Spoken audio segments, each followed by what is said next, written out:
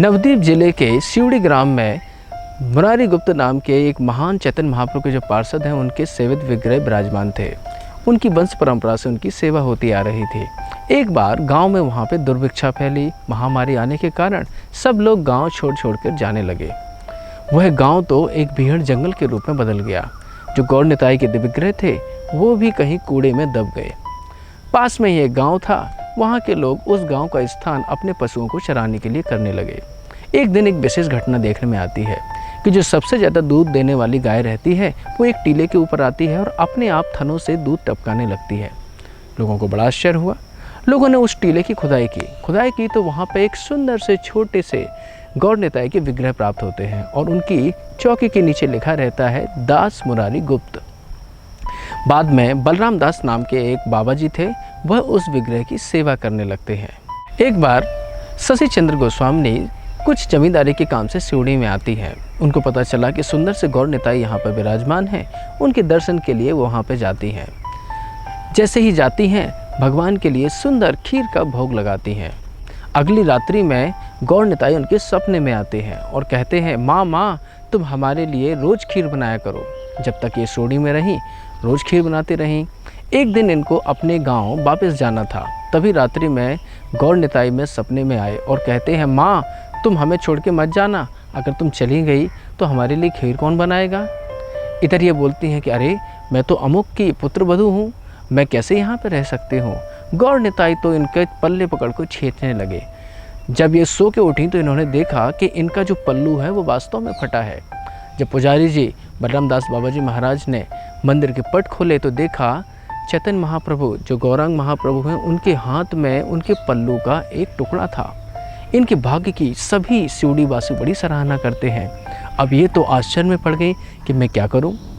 इधर चैतन्य महाप्रभु का आदेश है कि तुम हमारी माँ हो, हमारी सेवा करो।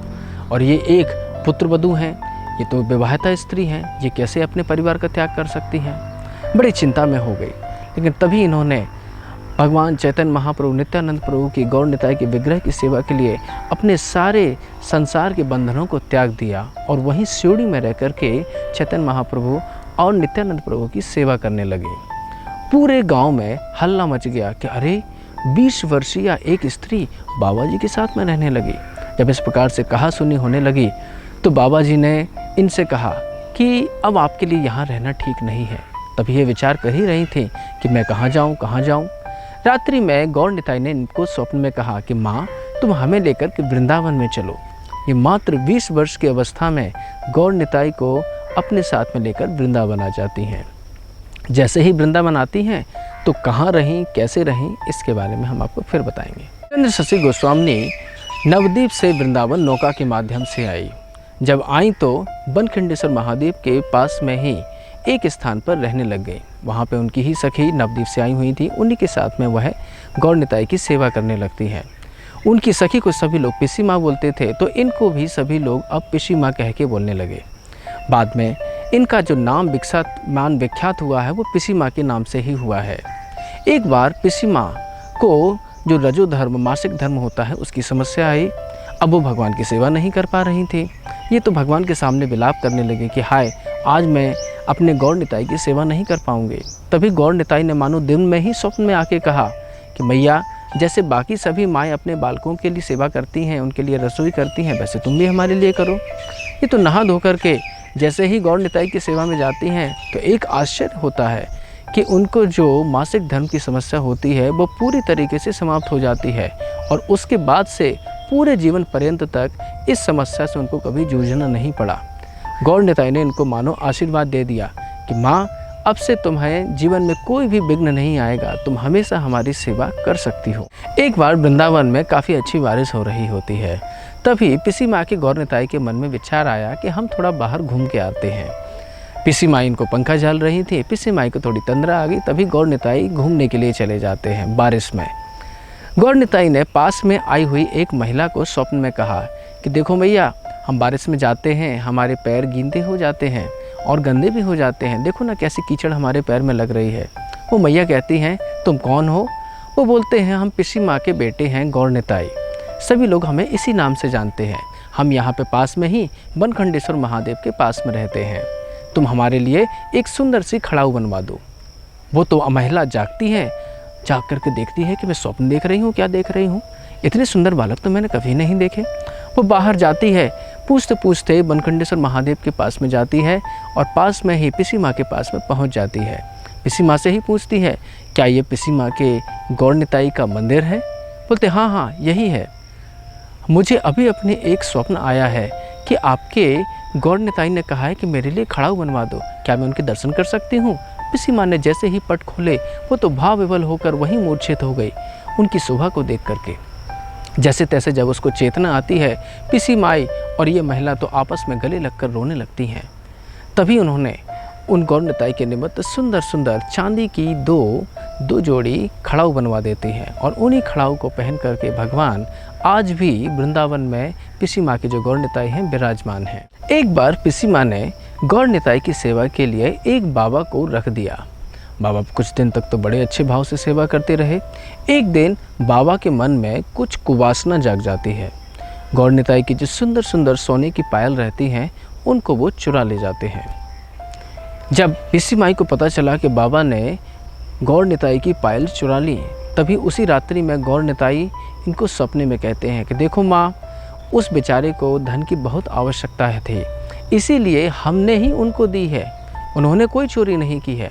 इस प्रकार से भगवान गौर निताई उस बाबा की रक्षा करते हैं। मानो भगवान दिखा रहे हैं कि अगर कोई थोड़ी सी भी भगवान की भक्ति करता है तो भगवान उसको स्मरण रखते हैं और उसका मानो बचाव भी करते हैं।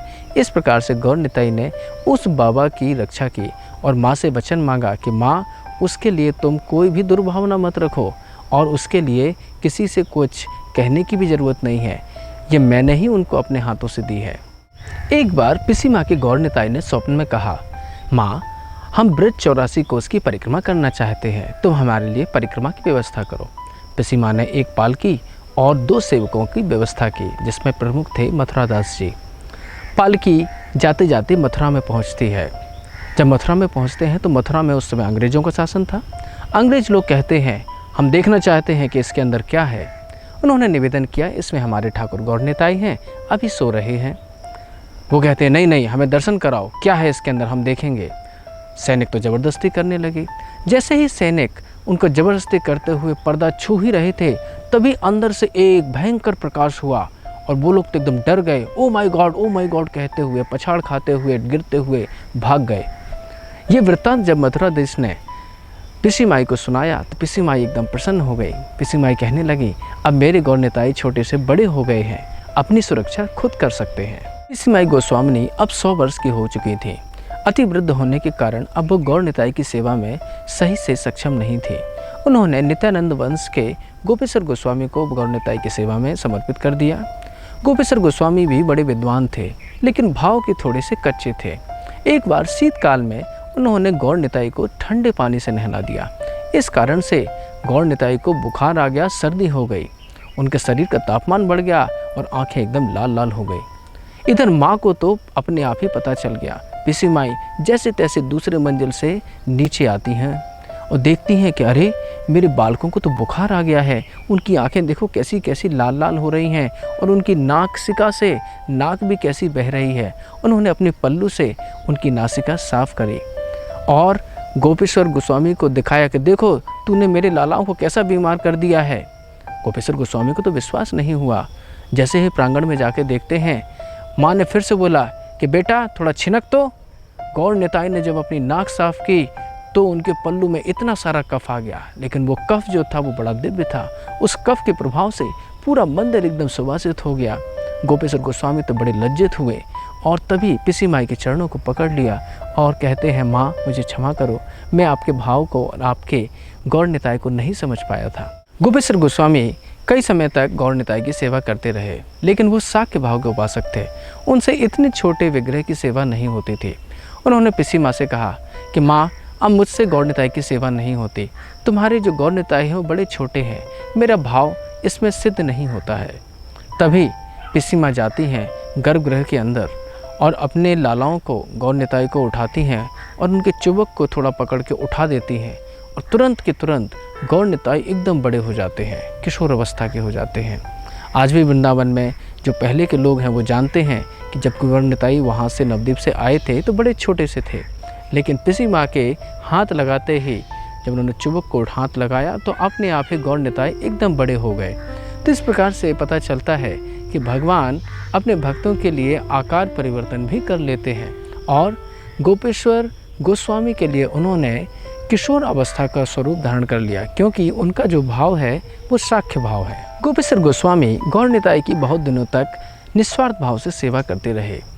जब उन्होंने देखा कि इतनी सेवा करने के बाद भी मुझे कुछ अनुभूति नहीं हो रही है, एक दिन वो वृंदावन की परिक्रमा करने के लिए, गोवर्धन की परिक्रमा करने के लिए गौर निताई की सेवा छोड़ करके चले जाते हैं। जब 3 दिन तक गौर निताई की सेवा नहीं होती है तो गौर निताई गोपेश्वर गोस्वामी के सपने में आते हैं और कहते हैं कि बाबा जल्दी आओ, हमारी सेवा करो, हमने 3 दिन से भोजन नहीं किया है।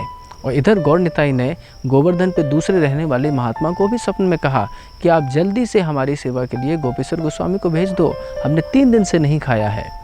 जब उन संत ने गोपेश्वर गोस्वामी से कहा, गोपेश्वर गोस्वामी से तो रहा नहीं गया, क्योंकि इधर इनको भी गौर निताई का स्वप्न में आदेश हुआ था, इधर संत को भी हुआ था। गोपेश्वर गोस्वामी जाना तो चाहते थे, लेकिन इतनी भीषण बारिश होने के कारण वो नहीं जा पा रहे थे।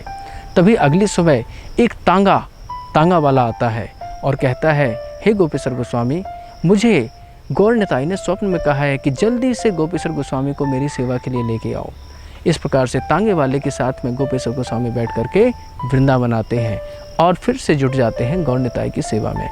आज भी अगर आप वृंदावन में आते हैं तो बनखंडेश्वर महादेव के ठीक बगल में इस दिव्य गौर निताई के विग्रह का आप दर्शन कर सकते हैं। इनको बोला जाता है पिसी माँ के गौर निताई। ये बड़े ही दिव्य और बड़े ही प्रभावशाली और बड़े ही कृपालु स्वरूप हैं। जब भी आप वृंदावन में आएँ तो इन विग्रह का दर्शन अवश्य प्राप्त करें। हरे कृष्णा।